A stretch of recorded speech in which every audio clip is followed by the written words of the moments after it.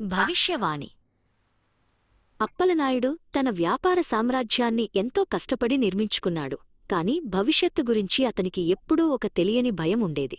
ఆ భయాన్ని పోగొట్టుకోవడానికి అతను తన కుమారుడు విశాల్తో కలిసి ప్రసిద్ధ జ్యోతిష్యుడు గోపాలశాస్త్రిని కలవడానికి వెళ్లాడు. ఆ గది నిండా పాత పుస్తకాలు, ధూపదీపాల వాసనతో నిండి ఉంది.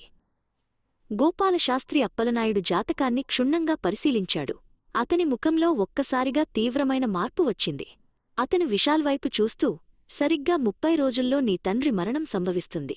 ఇది విధిరాత, మార్చలేము అని గంభీరంగా చెప్పాడు. విశాల్ ఆ మాటలను నమ్మలేదు. కాని అప్పలనాయుడు మాత్రం లోతుగా కలత చెందాడు. ఆ రోజునుండి అప్పలనాయుడు ప్రవర్తన పూర్తిగా మారిపోయింది.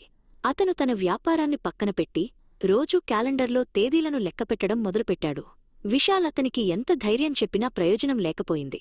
భయం అతని మనసును, శరీరాన్ని లోలోపల తినేయడం విశాల్ గమనిస్తూనే ఉన్నాడు. 30వ రోజు రానే వచ్చింది. ఆ రోజు రాత్రి అప్పలనాయుడు ప్రశాంతంగా పడుకున్నాడు. కాని మరుసటి రోజు ఉదయం అతను మేల్కోలేదు. వైద్యులు వచ్చి పరీక్షించి గుండెపోటుతో మరణించారని ధృవీకరించారు. విశాల్ గుండె పగిలిపోయింది. కాని సరిగ్గా శాస్త్రి చెప్పిన రోజే మరణం సంభవించడం అతనికి అనేక అనుమానాలను కలిగించింది. తన తండ్రి మరణం వెనుక ఏదో కుట్ర ఉందని విశాల్ బలంగా నమ్మాడు. అతను వెంటనే తన స్నేహితుడైన పోలీస్ ఎస్ఐ వేణుని సంప్రదించాడు. వేణు నాన్న ఆరోగ్యంగా ఉన్నారు. శాస్త్రి మాటలు విన్న తర్వాతే ఇలా జరిగింది. ఇది హత్యా లేక మరేదైనా మాయా అని విశాల్ ఆవేదనగా అడిగాడు. వేణు ఈ కేసు విచారణ కోసం తన స్నేహితుడు, ప్రముఖ సైకియాట్రిస్టు సత్యను కూడా రప్పించాడు.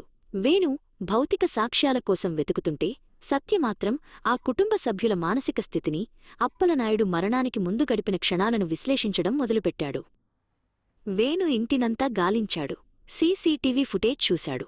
అప్పలనాయుడు తిన్న ఆహారాన్ని పరీక్షించాడు. కాని ఎక్కడా ఎటువంటి విషప్రయోగం లేదా బయటి వ్యక్తులు వచ్చిన ఆధారాలు దొరకలేదు. విశాల్, సాంకేతికంగా ఇక్కడ ఎటువంటి నేరం జరిగినట్లు అనిపించడం లేదు అని వేణు నిరాశగా చెప్పాడు. అప్పుడు సత్యరంగంలోకి దిగాడు. అతను విశాల్తో మాట్లాడుతూ, నీ తండ్రి చివరి రోజుల్లో ఎలా ఉండేవారు? అతను చనిపోతానని పూర్తిగా నమ్మారా అని ఆరా తీశాడు. అప్పలనాయుడు తన వీలునామా రాయడం, అంత్యక్రియల ఏర్పాట్లు కూడా ముందుగానే ఆలోచించడం వంటి విషయాలను విశాల్ వివరించాడు. సత్య తన విశ్లేషణను వేణుకి వివరించాడు. వేణు, ఇది సంప్రదాయబద్ధమైన హత్య కాదు. ఇది ఒక స్వయంసిద్ధ భవిష్యవాణి, సెల్ఫ్ ఫుల్ఫిల్లింగ్ ప్రాఫెసీ. అప్పలనాయుడు ఆ తేదీన చనిపోతానని బలంగా నమ్మాడు. ఆ నమ్మకం అతని మెదడుపై తీవ్ర ప్రభావం చూపి గుండె పనితీరును నెమ్మదింపజేసింది అని చెప్పాడు.